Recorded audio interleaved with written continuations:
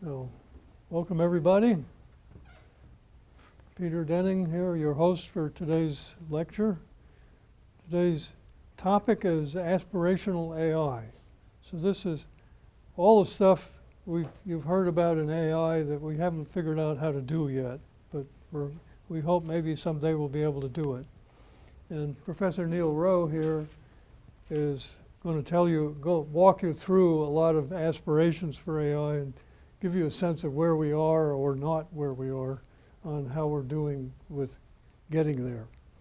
So this is some of this is controversial even. Some people argue over whether something is possible or not possible. I think he'll also indicate some of those controversies as we go along. So I introduce you to Professor Rowe. Professor Rowe's been here at NPS for, what, 33 years now or something like that? Right, 37. 37. So he knows the place inside and out, and he's seen lots of curriculums come and go, and he's been with the AI field since it got started and watched what's come and gone in that field and seen what the aspirations of people are and has a good sense of where we are in regard to achieving those aspirations. So, Neil, over to you. Okay, great. Okay, so trying to predict the future is really tough. And so people have done all sorts of predicting the future of AI over the last 65 years of AI.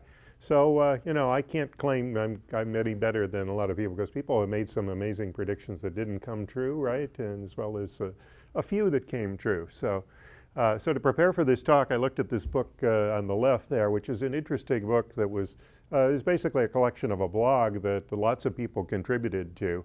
Over 100 people contributed to. So I read through that. Since I'm an AI researcher, I don't necessarily pay attention to what people are saying about the future of AI. I'm so tied up with my own projects and things like that. But it was interesting to read that stuff.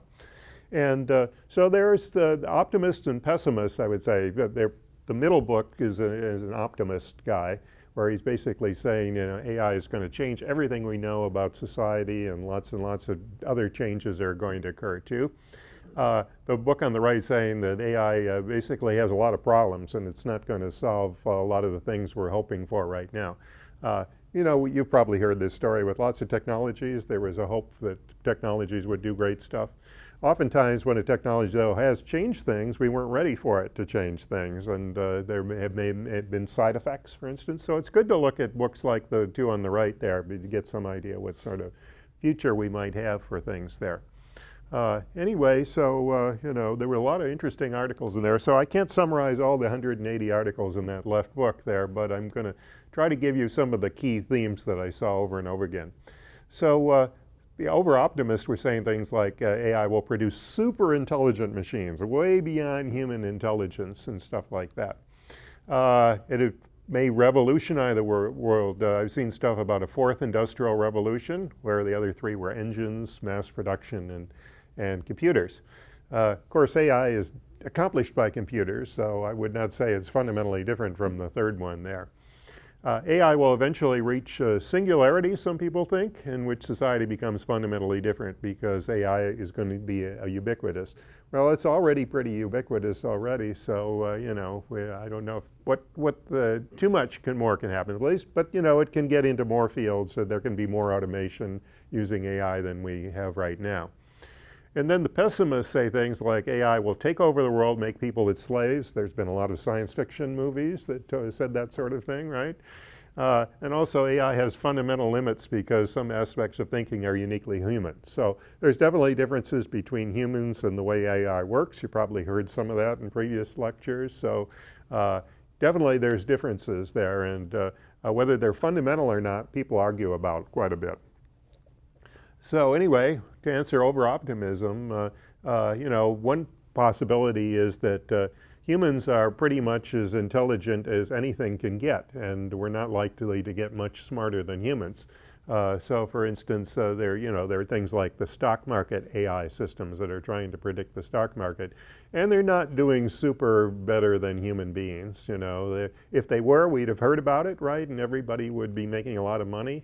So that's the problem with the stock market. There are lots of smart people that have looked at it for years and years, and they haven't been able to make money on the average better than sort of the standard sorts of things. So, but anyway, people are using AI for the stock market. For one thing, it allows a brokerage house to be more predictable, for instance, or an investment house to be more predictable in their types of things, and that can be good.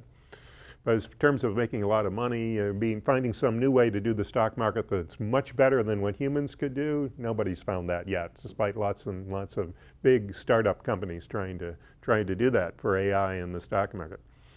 Another thing is AI is automation technology. We've got a history of lots of automations dating back to the 19th century, and most automations have increased efficiency but not changed society too much. There have been a few things that have changed things, a bit, like portable telephones have changed a bit of the way we interact. We're still telephones have been around for quite a while, so we're still using the telephones in pretty much the same way as those.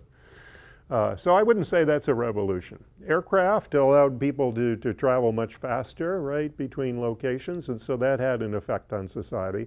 But still, we're not using airplanes every day and stuff like that to do stuff. And then refrigeration, people have pointed out that was a key technological innovation that led to a lot of differences in the way we handle food now. And so that made it a change, but we're still eating many of the same foods. We haven't changed the diet too much anyway. So another issue is that, there is a downside to all this automation, that people will lose some jobs. I'm going to talk about this more when I give my risks of AI talk coming up. And that's one of the main concerns, the main risks of AI, that we may automate too fast, put a lot of people out of work, or we may automate too slowly and be at a disadvantage compared to other countries that are automating faster and things like that. But anyway, we will lose some jobs with automations. Even with all this great stuff that AI is going to do, new jobs may not arise immediately. If you looked at the history of automation, eventually new jobs were created by the automation, but not immediately. And in the meantime, there were a lot of unhappy people. So another issue with over-optimism is, in most technological innovations, I would argue, are bad. Now, not everybody agrees with me on this, but the idea is that there's a lot of trial and error with innovations, and so many of the innovations don't work very well on average. And so I think the same thing's going to happen with AI. People are going to try AI for a lot of different tasks, and some of them it just won't be effective enough to be worthwhile. Having many AI entities, there's a number of people in the book that referred to organizations. When you get an organization of people together, they're cooperating intelligences, and often they can be smarter in an organization than the individuals in the organization. So there's sort of a precedent for AI in the way organizations are able to accomplish things and do thinking and plan the future and stuff like that. So organizations have their own objectives, different from those of human members, and we need and have rules and laws to control them. So we've got a lot of those things. So is AI going to be much different from organizations which we already are working with? Well, maybe not. Maybe there's not going to be a dramatically different sort of thing. It'll be nice, it'll be interesting anyway to see what AI can do differently than organizations can. Also, AI does risk decreasing human liberty if we put all this AI all over the place. It's going to affect human liberty and freedom of choice in a number of different ways, and I'll talk about that more in the risks of AI thing. That's one of the things that people are most concerned about, as it was with lots of different types of things. Now, some of the people that are over-optimists refer to something called the AI singularity, and this is the idea that AI will eventually overtake human intelligence in many areas. And so that's going to change society, they claim, at least fundamentally. Well, of course, there are smart people in the world, and the existence of smart people doesn't make us feel terribly bad most of the time. So it may not be all that big a difference when we've got AI systems that are really intelligent. But one of the questions is, can you have super intelligence or not? So people speculate on that. As I say, just because there's, we've got things like organizations that bring in a lot of information, doesn't mean that AI will be able to do any better than those organizations. It may be that there's a certain limit to what any organization can do to predict the future and its markets and things like that, if it's a business. Even if we had super AI available with lots and lots of computing power, it might not be, it will discover anything new. One of the problems, by the way, there's an interesting book from a few years ago that speculates that the pace of innovation is slowing in many different areas of science and engineering, and perhaps we're reaching the limits of science and technology. It's not stopping, but it's slowing considerably, and this may be something AI will hit AI too, that we've had some great discoveries so far, but the pace may be slowing now. Yeah, of course, when engine-powered vehicles overtook humans and speed, travel became easier, but it didn't mean that walking is still not necessary. So there's still a need for some of the older technology because it serves other purposes that the fancy technology doesn't serve. Also, I should point out, with the Singularity, what AI is good for is stuff that people don't do very well, like math, for instance. That's one of the oldest things in computer science, to get computers to do math, right? And so that's going to be where the biggest payoffs are for AI. So it doesn't look like it may affect many spheres of human activity because the AI is going to be focusing on things that people didn't want to do or didn't do very well in the first place. And also another thing, when AI and people could compete, that often means that they could team well together. So there's a lot of interest in human AI teaming nowadays. A number of different funding agencies are really interested in that. Of course, it's important in the military because there are some decisions by commanders, that need to have human input on them, right? Lots and lots of decisions like that. So anyway, as I say, there are a lot of movies that look pretty funny to me about evil AIs trying to take over the world. One's on top's from 2001 and 1968. Then there's this evil computer in a 1973 movie that does take over the world. So, and then there are lots of evil robots. Plenty of evil robots in recent movies, right, that are trying to do bad things. You can tell they're evil when they've got glowing eyes, especially if they got glowing red eyes, because in all the demon possession movies, they had glowing red eyes, right, if they were possessed by the devil. So anyway, a lot of silly things there, and I think that influences the public in some way about worrying about AI takeover. So some people worry that AI technology will make humans as slaves. Of course, one of the whole ideas of AI is to make obedient servants. That's the whole idea. So it's not to just let something turn loose and think necessarily. It's usually to serve some particular purpose. And if we're doing that, then if a machine's exceeding, it's getting out of its bounds, we would stop it. We usually have the ability to stop things. And in some ways, AI can be more ethical than some other areas of technology, like nuclear weapons, because you can't tell a nuclear weapon to look at the context in which it's exploding and do something different if there seem to be people around, for instance. So there's some hope that maybe the AI takeover is not too realistic. One writer in the book says, could smarter screwdrivers take over the world? The screwdrivers are a tool, right? So if we made them really smart and gave them AI, would that mean they would want to take over the world? Probably not. That's not something, because they're just there to do one particular task, right? And a lot of AI systems are like that. They just have one particular task that they're interested in. Yeah, so unethical AI could be turned off. Still, any powerful technology raises ethical issues. The problems occur when you're maybe not aware of what the AI could do or what it's doing for you. And that occurs in many areas of technological innovation people didn't anticipate. For instance, when we had cars that people would have exercise challenges that we have today. Anyway, proposed limits to AI. There's been a long history of claims about what AI could not do. So there's a lot of books on this. There people have said something, and oftentimes it's been proven wrong because the technology caught up with stuff. So there was a famous argument back in the 60s and 70s about whether AI could beat a human chess champion. And so there was a bet.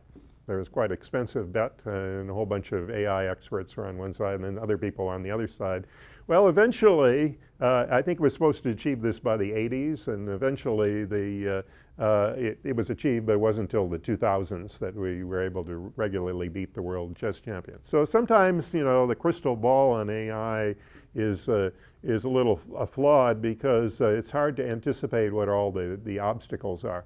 But nonetheless, some things have gone faster than I anticipated. For instance, some of the advances in computer vision recently have gone quite a bit faster than I expected them to occur. So it's hard to tell. But anyway, advances keep on occurring. So we have systems that can beat humans at chess, carry on conversations, play the stock market, though as I say, they're not very good.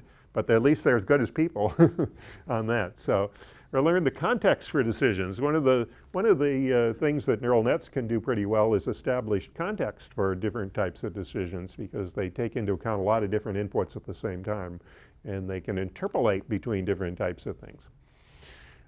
Then, believe it or not, there are AI systems can communicate with other intelligences, not just humans, but other AI systems. So that's what's known as distributed AI. And in some cases, they can have emotions. So there's been a lot of interesting work on trying to give AI systems emotions. It's not terribly useful, though, for many applications. It might be useful, though, if you were trying to model an adversary in a military setting, right? There you might want to give a model of an opposing commander, an AI model, some emotions to try to figure that what they would be willing to do in some situation. Then there's issues with empathy for people. One of the things that the planning area of AI can do is to develop plans not just for itself, but for other people, so that when it sees those plans being acted upon, you have some idea what the other people are doing. And so that's a step towards empathy and understanding what other people are doing, what their goals are. Of course, to do that right, you've got to understand what their goals might be and model those accurately. It's hard, but we're on the track for doing something with empathy. And then finally, thinking about itself, there's meta-level reasoning that's an important part of some AI systems, and which is reasoning about the reasoning the AI system is doing. So there's some degree of introspection, but it's clearly not the same thing as the introspection that conscious human thought can do. So that's why I like to distinguish between consciousness and intelligence, two concepts that often get confused in the literature. I'm not claiming we're going to have conscious systems anytime soon, but I think we're going to have intelligent systems that solve most of the aspects of human intelligence pretty soon. Anyway, so we have to be a little skeptical about all these claims because people publish things and then it turned out that the things they thought were impossible were achieved. And it's sort of analogous to what happens with animals. For a long time, scientists didn't think animals could think at all. And bonobos in particular are probably the closest human relatives, and they're doing all kinds of things. They lived in a rather remote area of Africa, so people hadn't done much study on them until they started watching them more carefully just in the mid-20th century and seeing all the amazing things that they were doing.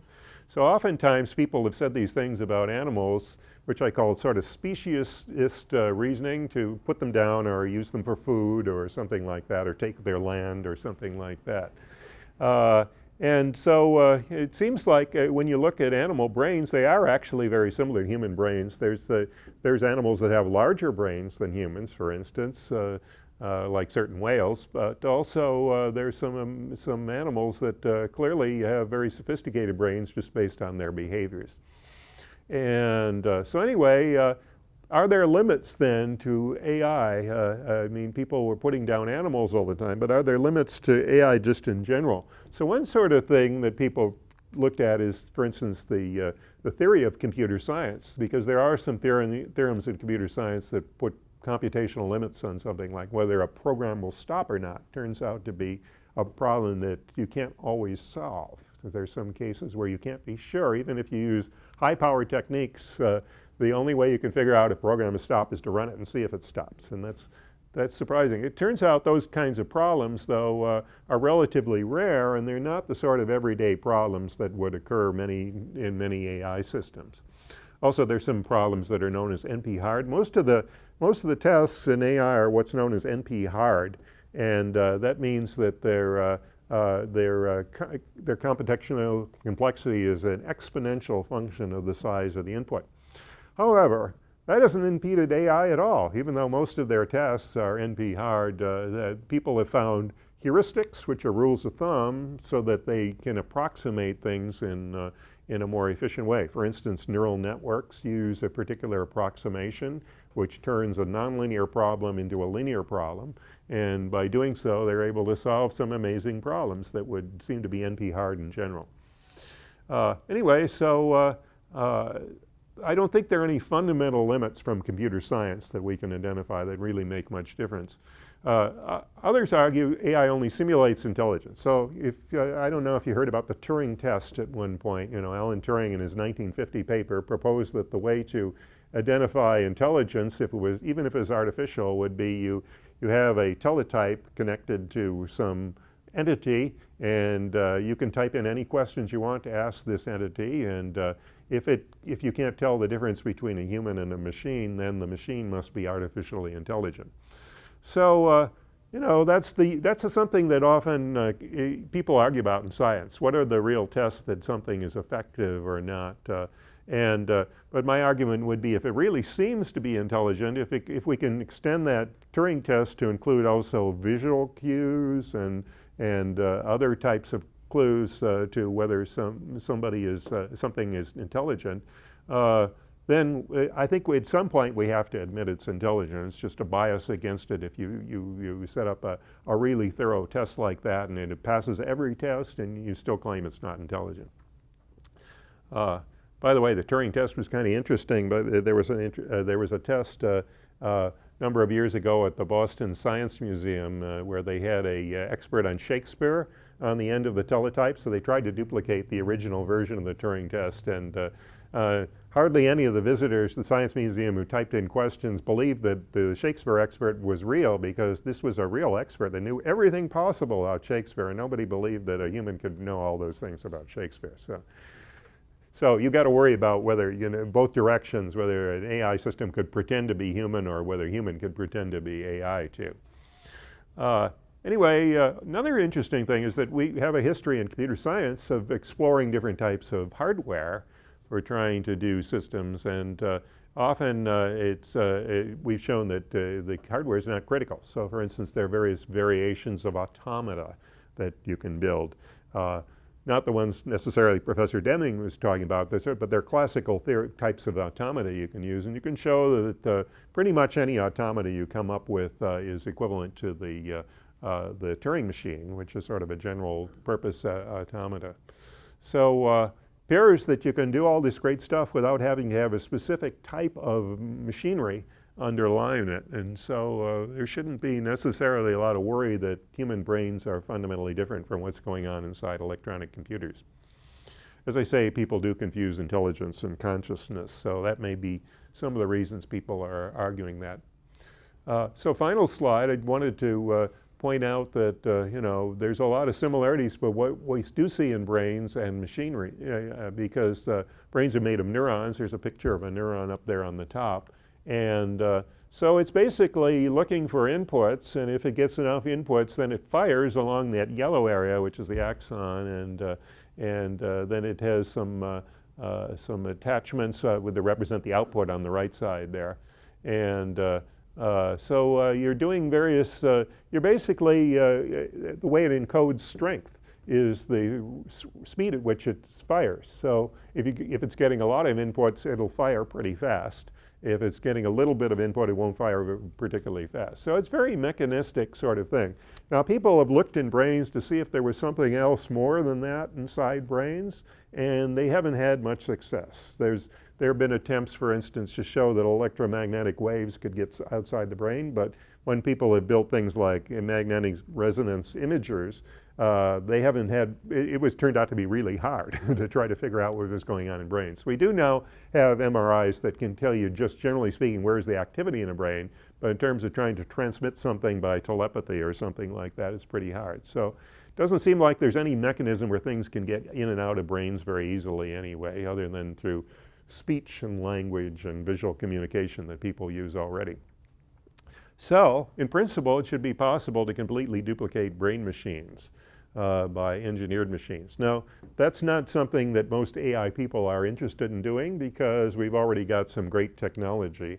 But in principle, we should be able to do some of the same things as a brain system. We could figure out what all the neurons are connected to and what they're trying to do.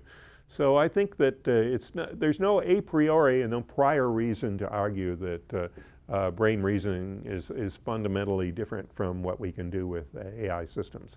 We could, of course, build little artificial neurons inside a computer that did something like this and hook them up. If we could figure out how they were hooked up sufficiently, that would be pretty good. There are a few other neurotransmitters, by the way, that sort of affect broad areas of the brain. So there are things like serotonin and adrenaline and stuff like that.